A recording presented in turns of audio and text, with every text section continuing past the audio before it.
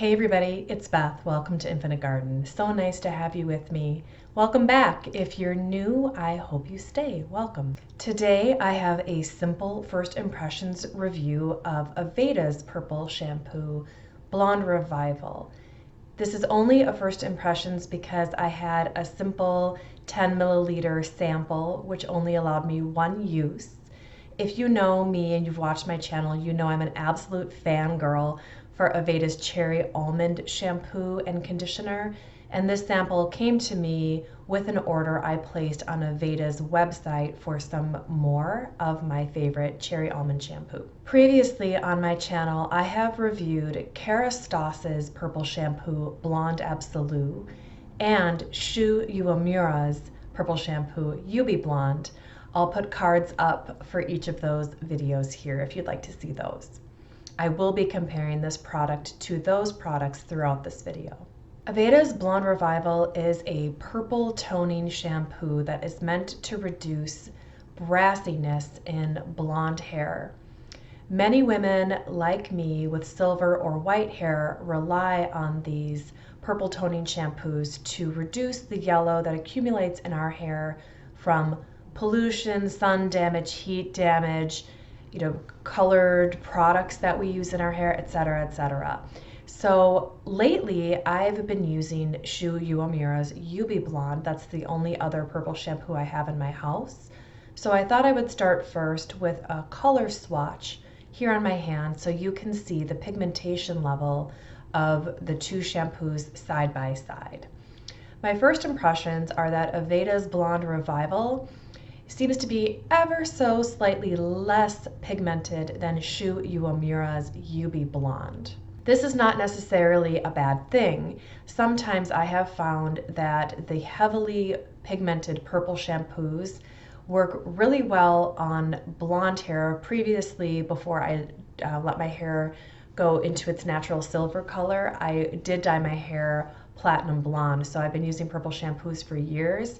I have found that my silver hair requires a little less pigment, so it didn't bother me at all to see that Aveda had a slightly less pigmented formula.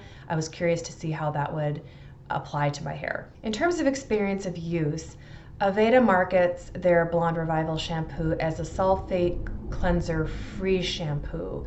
What this means in practice is that when you are applying the shampoo to your hair in the shower, it will not work up a lather. You won't get that kind of like super satisfying sudsy shampoo experience, which I do admit I like.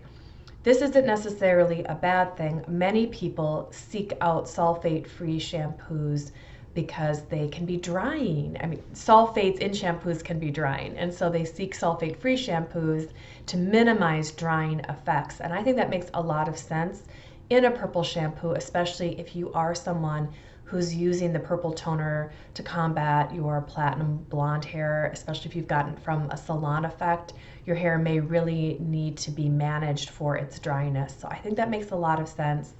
I do like a sudsy shampoo because my scalp is quite oily, and I find that to be very useful in relieving my hair from its oils, but I'm not against a sulfate-free shampoo. If I were to use this product long term, I would probably start with a sulfate included shampoo to wash my scalp and hair, and then apply the Blonde Revival afterward to achieve the toning effect.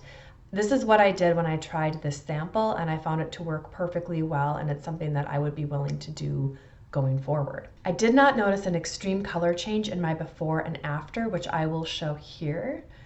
I do not seek an extreme change. I use the purple shampoos regularly to maintain a consistent level of brightness in my hair, so I found the after image here satisfactory. It did seem to deliver some cooling and anti-brass impact without dramatically changing my hair color, so I liked that. Aveda as a brand tends to be favored by consumers who are seeking products to reduce their impact on the planet.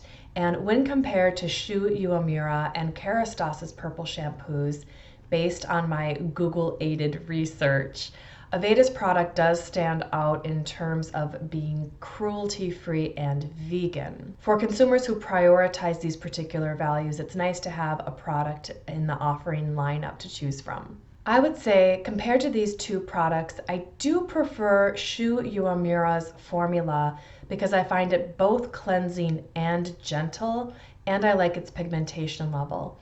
Sometimes I find the Kerastase purple shampoo to be somewhat drying, but I can always combat that with some good conditioning. But between those two products, the shoe wins out. In this comparison with Aveda, I find their formula to hang in there. I do find it to be very gentle, and I did like the level of pigmentation it delivered to my hair. Again, sometimes the Kerastase purple toner can be slightly too potent for my hair. In terms of price, the Aveda product is right in the middle. It's easy to ignore product volume when comparing bottles of products when you're shopping.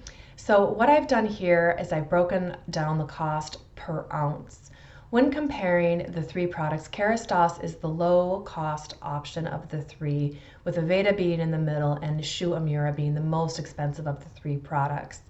In general, though, the price spread per ounce is not as great as you might think when comparing the cost of the bottles, which are drastically different sizes. My first impression of Aveda's Blonde Revival is that it seems to be a very good option for those of us who do use purple shampoos and who might be in search of a kinder and gentler option. When I have made my way through my bottle of Uemura's Yubi Blonde, I will strongly consider purchasing Aveda's Blonde Revival to replace it.